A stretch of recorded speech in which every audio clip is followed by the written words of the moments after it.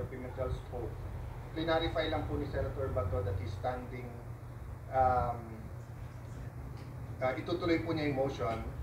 Um, and I think hindi niya kinonsider ng motion to amend yung statement ni Senator Bato. But after hearing Senator Bongo, after hearing Senator Joel Villanueva, after hearing the majority leader and minority leader, I ask you for some patience. Just hear me out on a very practical approach to this. No?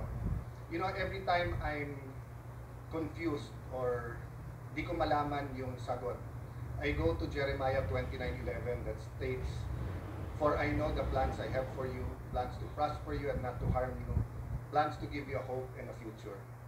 But I'm reminded na kung ang Diyos may plano sa atin, ang demonyo may plano din sa atin. So, one way or the other, we have to make a decision today, and it has to be the right decision. So, ito yung very practical approach ko po. We can do three things. We can dismiss it today, we can remand it to the House of Representatives, or pwede natin ituloy bukas. If we dismiss it today, based on the ground that it is violated the Constitution at more than once na po ito na-file in 1 year, we don't have enough time today to debate that. As the minority leader said, yes, we can take judicial notice of the dates, pero I wanna see the documents. Kailan ba talaga nag-file, sino, final, etc. So aabot tayo bukas and even tomorrow with 23 opinions dito. My point is, Mr. President, I cannot in conscience, as a lawyer and as a senator judge, just make that rash decision that it violated the 1 year. I mean, ngayon ko lang nalaman na pwede yan, or if we were thinking about it the last few days, pero ang Supreme Court nakailang araw na, nakailang linggo na, eh hindi rin nagdedesisyon pa. So, mabigat tong puntong ito. That's my appeal to Senator Bato, na mabigat desisyonan ng dismiss based on it has not been filed, that we violated the Constitution na mahigit isang beses tong final. Yes, may mga Supreme Court decision. That's why I'm ready to consider it. Kung wala kasing Supreme Court decisions, walang mag-guide sa atin eh. Kung unang beses to na hinaharap natin ang impeachment at 4 ang final, whatever we decide, pupunta sa Supreme Court eh. Pero ilang beses na to pumunta sa Supreme Court eh. So meron din guide, but do we have enough time right now? Second po, handa ba ang prosecution?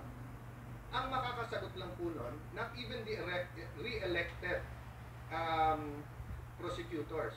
Remember po, magkakaroon pa ho ng session sa umaga ng SONA sa July. At mag-e-elect pa ng speaker. And based on that, i-confirm pa nila kung itutuloy nila to o hindi. Of course, by all indications now, itutuloy. But why will I assume that? Why will I also assume na 4 yung final? Hindi ko nakikita pa yung lahat ng dokumento. Pero lahat ng briefer nandito. Kung talagang kailangan mag-decide today, to give us a few minutes, we'll take judicial notice or ask our very able secretariat. No? The third is that hindi daw pwedeng tumulay sa 20th Congress. Pero lahat tayo po ay nag-agree na hindi natin mapipigilan ang 20th Congress na i-take up to. So, bibilisan ko na po ha. If we dismiss it today, pwede ba mag-file ng motion for reconsideration yung prosecutors? If yes, kailan nila ipapile to? Tomorrow. Pwede tomorrow sa 20th na to. So, all the arguments na sinabi ni Senator okay. If ituloy naman natin tomorrow, babasahin yung articles, bibigyan ng 10 araw, mag-issue ng summons, bibigyan ng 10 araw na sumagot ang akusado o yung the Vice President has been impeached, and then pwede yung prosecutors 5 days, aabot na tayo ng June 30 nun, hindi pa nagko-convene ang 20th Congress until the day ng SONA. So, in both cases, dismissed or tuloy, doon pa rin tayo mag-harap. Ano po ang benefit ng pag-remand? Again, excuse me everyone sa legal, moral, because I only had a few minutes to think about this. Kung sana si Senator Bongo ang nagpa-amend, I was willing to listen. Pero hindi daw yun amendment at hindi tinanggap ni Senator Bato. So ako nag-move ngayon na i-consider ni Senator Bato, i-amend yung motion niya from dismissal to remanding. No, I cannot move myself na i-remand because may pending motion now.